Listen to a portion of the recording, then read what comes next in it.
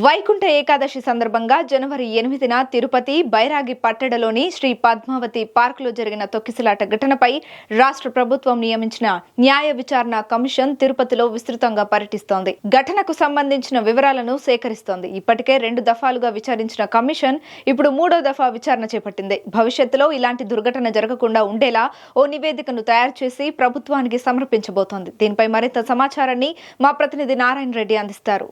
వైకుంఠ ఏకాదశి సందర్భంగా తిరుపతి బైరాపట్టిలోని శ్రీ పద్మావతి పార్కులో జరిగిన తొక్కిసలాట్లో 6 మంది మృతి చెందగా 44 మందికి తీవ్ర గాయాలయ్యాయి. ఈ గాయాలకు సంబంధించి రాష్ట్ర ప్రభుత్వం స్పందిస్తూ 1 మ్యాన్ కమిటీతో ఓ విచారణ కమిటీని ఏర్పాటు చేసింది. ఈ కమిటీకి సంబంధించి హైకోర్టు విశ్రాంత న్యాయమూర్తి సత్యనారాయణమూర్తిని 1 మ్యాన్ కమిటీగా కమిషన్గా ఏర్పాటు చేసింది.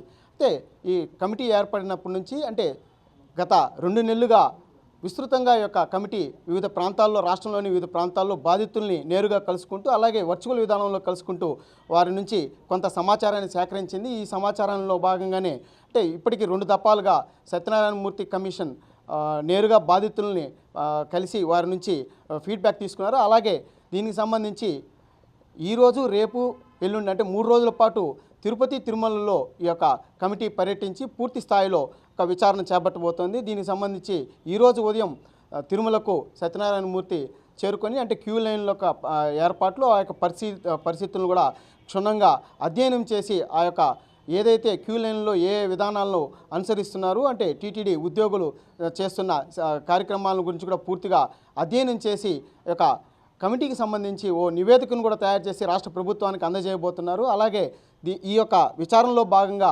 17-18 తేదీల్లో జిల్లా కలెక్టర్ వెంకటేశ్వర్ను అలాగే ఎస్పీ హర్షవర్ధన్ రాజుతో కూడా ఒక విచారణలో కూడా భాగంగా వారిని హాజరు కావాలని కూడా చెప్పడం జరిగింది. అలాగే టీటీడీ ఈఓ శ్యామలారావు కూడా ఈ యొక్క విచారణకు హాజరు కావాలని చెప్పి కూడా ఇప్పటికే జ్యుడిషియల్ కమిటీకి సంబంధించి సమన్లు కూడా అందజేసినట్లు కూడా తెలుస్తుంది. అలాగే 19వ తేదీ ఏదైతే ఇక బాధితులు ఉన్నారో అలాగే వారితో పాటు అలాగే టీటీడీ ఉద్యోగులు ఎవరైతే ఉన్నారో ఈ క్యూ లైన్ల నిర్వహణకు సంబంధించి ఎవరైతే విధులు నిర్వహించారో ఆ రోజు వారిని కూడా పూర్తిగా ఈ యొక్క విచారణకు హాజరు కావాలని చెప్పి కూడా వారికి సూచించినట్లు కూడా తెలుస్తుంది. అంటే గతంలో ఎన్నడూ లేని విధంగా టీటీడీ యొక్క ఆధ్వర్యంలో జరిగే ఈ యొక్క క్యూ లైన్ల నిర్వహణ అలాగే వైకుంఠ ఏకాదశికి సంబంధించి ఒక టోకన్ల జారీ విషయంలో జరిగిన ఈ యొక్క భారీ తప్పిదం భవిష్యత్తులో జరగకుండా అలాగే ఏ కారణాల వల్ల ఈ యొక్క తప్పిదం జరిగిందనే దానిపైన కూడా ఈ యొక్క 1 మ్యాన్ కమిటీ పూర్తిగా విచారణ చేసి ఆ యొక్క విచారణలో ఏదైతే వాస్తవాలను నిగ్గు తేల్చి వాటిని నివేదిక రూపంలో ప్రభుత్వానికి కూడా సమర్పించబోతోంది. అంటే దీనికి సంబంధించి బాధ్యులు ఎవరు, ఎందువల్ల జరిగింది, అలాగే భవిష్యత్తులో ఇలాంటివి జరగకుండా పునరావృతం కాకుండా ఉండేలా కూడా ఒక నివేదికను తయారు చేసి ప్రభుత్వానికి ఒక సత్యనారాయణమూర్తి కమిటీ అందజేయబోతోంది. కెమెరామెన్ సురేష్తో నారాయణ, మెగా 9 టీవీ, తిరుపతి.